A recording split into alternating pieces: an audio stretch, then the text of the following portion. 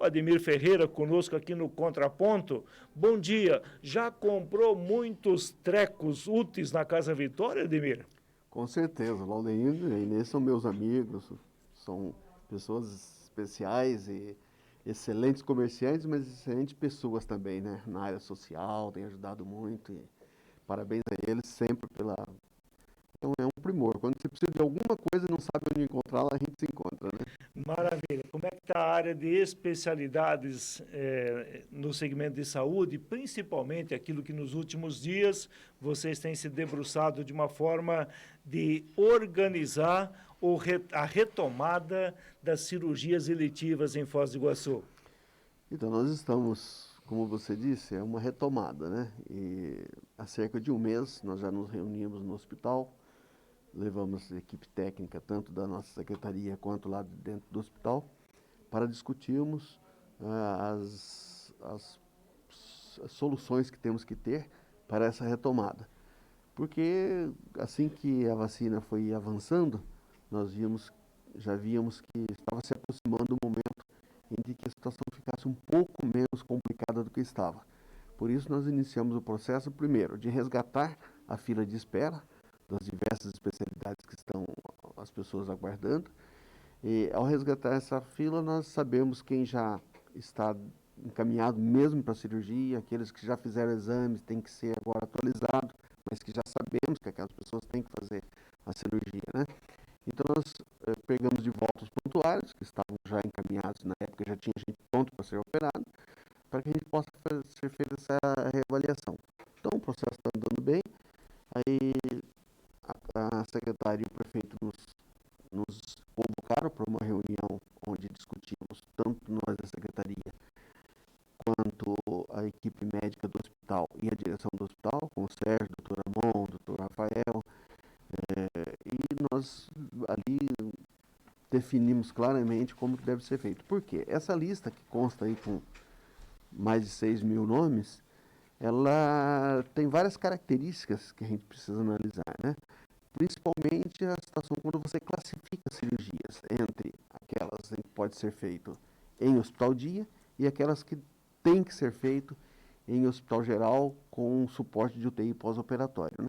Então esse trabalho que a gente está fazendo agora é esse, dessa classificação, dessa distribuição, revendo locais, né? Porque aquelas pode ser feita em hospital dia, lá no poliambulatório, que já funcionou tão bem numa época, né? Que vocês sabem, a gente já falou muito sobre isso aqui na rádio mesmo.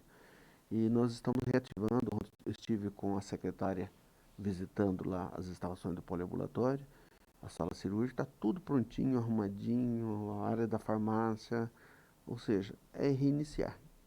Aí estamos aí também para responder, não só você, né, Leon, também os ouvintes que queiram fazer alguma pergunta, que a gente possa esclarecer, porque é um trabalho muito complicado, vocês sabem disso, bastante intenso. E como você disse, né, Sandra, a gente tem que estar debruçado nisso para poder chegar a uma solução melhor, né? Ademir Ferreira, diretor de especialidades da saúde em Foz do Iguaçu. Dante Quadro encaminha a próxima questão. Demir, sobre a questão desses exames que foram feitos e aí as consultas canceladas, né, por causa do atendimento voltado à pandemia, as pessoas que passaram certos meses já com esses exames terão que refazer esses exames, né? É 2 custos para o município, né? E a pessoa também pode ter tido a doença agravada, né? Dependendo do que vai acontecer agora. Vocês esperam que o trabalho seja mais difícil a partir de agora? Um atendimento até das pessoas com doenças que iniciaram com uma doença numa categoria e agora já vai estar mais avançada? Como vocês estão trabalhando isso? É justamente essa situação em que eu falei anteriormente. Nós precisamos rever esses pacientes, né? Os médicos precisam revê-los. Qual é o primeiro passo agora? Nós definimos que a apresentação dele vai ser no hospital, porque lá no hospital ele já faz o exame. Então nós vamos ligar para o paciente, pegar aquela fila desde o número 1 e vamos seguindo, dividindo por especialidades e dizer, o senhor estava aguardando, a senhora estava aguardando uma cirurgia de, digamos, uma hérnia. Ainda está, foi resolvido, não foi? Não, estou aguardando. Então o senhor vai aparecer tal dia e tal hora no hospital municipal onde uma equipe que a gente está chamando de um ambulatório de cirurgia, um ambulatório pré-cirúrgico, lá, ao se apresentar, com certeza ele vai levar os exames, caso ele já tenha feito, levar os resultados desses exames. Faz uma avaliação clínica do paciente e, se for o caso de fazer realmente a cirurgia, confirmado isso, refaz os exames e atualizam.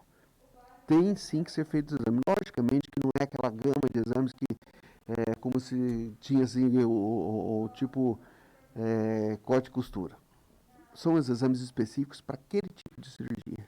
Isso também nós avançamos bastante, porque havia uma cultura em que o paciente chegava na atenção básica, era atendido, o médico olhava assim e falava, você tem que fazer uma hérnia. Já fazia uma lista de exames onde ele fazer. Isso sim é um custo desnecessário e um custo extra. Agora não, o paciente vai e vai fazer aqueles exames que são necessários para aquele procedimento. E outra, a classificação que é feita pelo anestesista, com a classificação internacional, que a gente chama de ASA, né, que vai de 1 a 5, então aqueles pacientes que são ASA 1 e ASA 2, ou seja, o risco cirúrgico é baixo, e a cirurgia pode ser realizada em hospital dia, ele vai para o poliambulatório e realiza lá. Nós estamos realizando aquelas ambulatoriais desde 23 de novembro e nós zeramos uma fila que inicialmente era de 1.600 pessoas. Hoje nós não temos. Se você olhar lá alguém que precisa de uma cantoplastia, uma exerese de um tecido, alguma coisa, é zero. Não tem mais demanda. Então, se ele for no posto hoje e precisar de atendimento, em 4, 5 dias já é atendido. O que complicou mais? São aquelas cirurgias que foram proibidas por decreto, né, por causa de preservar medicamentos necessários para utilizar naquelas pessoas que estavam acometidas pelo Covid e também aquelas pessoas com cirurgia mais complicada, de mais alta complexidade, em que o paciente teria que ter um suporte de UTI pós-operatório. Por isso foi essa restrição. Com essa abertura agora, nós estamos classificando esses pacientes que pode ser feito em hospital dia, ok. Um pouco mais. No poliambulatório, definido isso em reunião com o prefeito determinou, nós passaremos para o poliambulatório funcionar durante 6 dias por semana, 24 horas. Então, aquelas cirurgias que não são, que são de hospital dia, mas que haja necessidade de ampliar o cuidado com esse paciente, o acompanhamento dele no pós-operatório, esse paciente permanecerá por 12 ou 24 horas no hospital, lá no poliambulatório. Por isso a estrutura foi toda refeita, está sendo readequado tanto equipamentos quanto equipe, para que esse paciente possa ser atendido lá e o cirurgião tenha a segurança de que o seu paciente sairá com os cuidados necessários do pós-operatório. No caso de pessoas que não conseguiram esperar, né, um atendimento mais especializado e se viraram de alguma maneira para fazer um exame e até um médico particular, mas não tem a condição de fazer o procedimento ou uma eventual cirurgia. É aceito o que ele fez até aqui? A porta de entrada do SUS são duas: urgência e emergência e atenção básica. Essa é a porta do SUS. Nós não podemos passar por cima de pacientes que estão lá na fila esperando e ele não teve lá um recurso, uma condição de fazer uma consulta. Então, a pessoa tem que estar na fila normalmente. Então, aqueles que já estavam na nossa lista, mesmo que ele foi para um particular, não tem problema, ele já está na nossa lista. Mas aquele que, em momento algum, entrou nem na urgência e emergência e nem pelo posto de saúde, ele precisa retomar o processo, ele precisa iniciar o processo. Mas aqueles que estavam na fila e acabaram fazendo algum exame ou consulta particular, mas estão na fila, só não puderam... Permanece da mesma, vai ser chamado na mesma sequência da fila. Isso que ele fez, ele pode levar? Pode, e até deve. E até deve, que serve como um parâmetro. Uhum. Mas serve como um parâmetro de avaliação clínica do paciente. Mas não serve como fura-fila. Porque se ele estava lá na posição 100, ele vai continuar na posição 100. O que adianta é os exames estão aí, pode adiantar o processo. Mas não que vai mudar a posição dele ou a fila dele.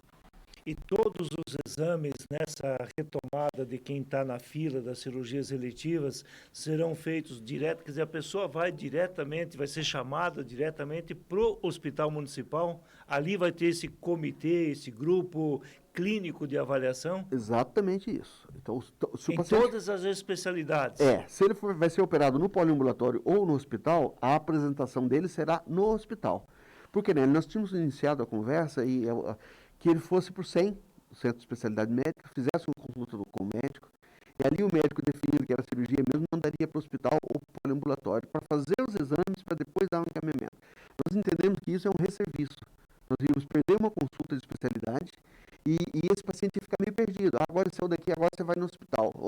Esse paciente ia acabar batendo na minha porta, na porta da secretária, até na porta do prefeito. A gente sabe que isso ia acontecer. Então, a definição nessa reunião nossa lá, tanto com o prefeito, com a secretaria, com os médicos, os técnicos, foi que ele se apresente num lugar só, no hospital municipal. Lá, ao ser identificado claramente a sua patologia e a necessidade daquela cirurgia, já inicia os exames e ele entra na fila para a cirurgia já. E não na fila de espera para exame e para avaliação pré-operatória. E qual vai ser o critério para começar a chamar as pessoas? Por especialidades, por gravidade do momento? E se for por gravidade, de que maneira vocês terão essa informação de quem está no estado mais grave ou não? Bom, primeiro a classificação é por prioridade, né? A prioridade é legal que eu chamo, né? Que é o paciente acima de 60 anos ou criança, abaixo de 13 anos. Então, essa já é uma prioridade. A criança pelo ECA e os adultos pelo Estatuto do Idoso. Certo. Isso já classificou. A partir dali, aquela avaliação técnica, nós vamos estar chamando os pacientes, porque muitos desses, quando eles foram lá no posto, e o médico falou que ele precisa de uma cirurgia, já escreveu ali que ele tinha prioridade técnica. Esse paciente precisa ser operado o mais breve possível, porque a patologia dele pode aumentar e pode piorar. Então, esses pacientes já estarão na nossa fila ali, dizendo que eles são priorizados. Nessa avaliação que ele vai fazer lá no hospital municipal, é que os médicos chegarão à conclusão de quem pode e deve ser levado ao procedimento antes. Então, esse é o processo. Ele é técnico. Agora, importante você falou sobre especialidade. Lógico, nós temos, por exemplo, mulheres necessitando de cirurgias ginecológicas e que estão em uma situação bastante complicada, a gente sabe disso, e é muito complicado quando uma pessoa sente dores, uma série de dificuldades. De uma gama de umas 150 mulheres, nós temos umas 20 ou 30 que precisam ser atendidas o mais rápido possível. Mas elas já estão identificadas ali com essa prioridade. Otorrinolaringologia, muita criança que está com problema nas cordas vocais, então precisa fazer uma adenoidectomia, uma amigdalectomia ou uma septoplastia. Essas crianças têm prioridade. Então, a classificação vai ser nesse sentido. Hérnia, por exemplo, tem hérnia que é um pouco mais complicado, tem outro, a pessoa convive com aquilo, mas em algum momento tem que ser interrompido. Então, todos os critérios vão ser nesse sentido. O que o Dr. Rafael e o Dr. Ramon saíram da reunião com o compromisso de conversar com seus colegas das diversas especialidades para que eles tenham esse olhar mais voltado mesmo para o acompanhamento desses pacientes que ficaram tanto tempo esperando e que agora, com as graças de Deus, da vacina e etc., a gente possa retomar. Né? A Hilda, lá do Coiguaçu, está fazendo a seguinte pergunta. Ela diz que ela tem uma cirurgia de pedra na vesícula, marcada há vários meses. E a pergunta dela é se ela vai ter que refazer os exames que já tinham sido feitos. Se os exames foram feitos há mais de 3 meses, com certeza os médicos vão pedir. Não todos, mas vão pedir porque eles precisam saber qual a condição clínica dela hoje. Por exemplo, se ela é insulina dependente, se ela é uma cardiopata, se ela é uma usuária de droga, um fumante. Então, todos esses processos são avaliados quando o paciente se apresenta para fazer os procedimentos pré-operatórios. É ali que se classifica o risco da paciente. Pedra na vesícula é uma situação bastante grave, caso ela evolua. Então, por exemplo, um paciente que estiver com fortes dores e elas são contínuas, vai para a UPA, isso tem acontecido. E lá na UPA, ao avaliar que aquela pessoa precisa passar pelo procedimento, é encaminhado para o hospital e tem sido feito. Hoje o hospital está fazendo todos os meses de 30 a 40 cirurgias eletivas, que são essas em que o paciente evolui para um desconforto maior, para um sofrimento, e está sendo feito. O que vai acontecer agora é o atendimento, estamos ampliando esse atendimento para as pessoas que não estão em sofrimento, mas que têm o procedimento para ser resolvido. Antes ainda do nosso intervalo comercial, a Dina Ruth está perguntando, ela é lá de Três Lagoas, se os exames de oftalmologia vão entrar nessas consultas e nessas cirurgias, nessa retomada agora. Os que forem cirúrgicos, sim.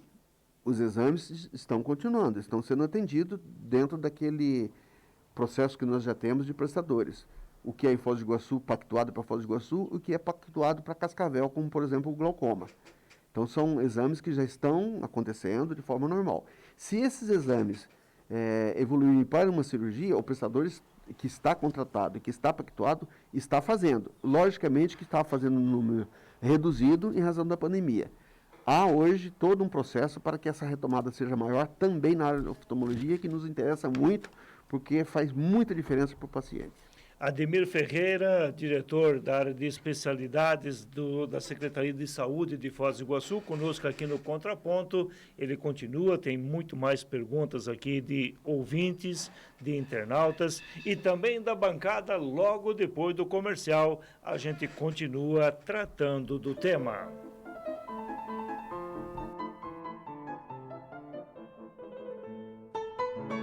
Horas e 57 minutos. Rádio Cultura 820 AM.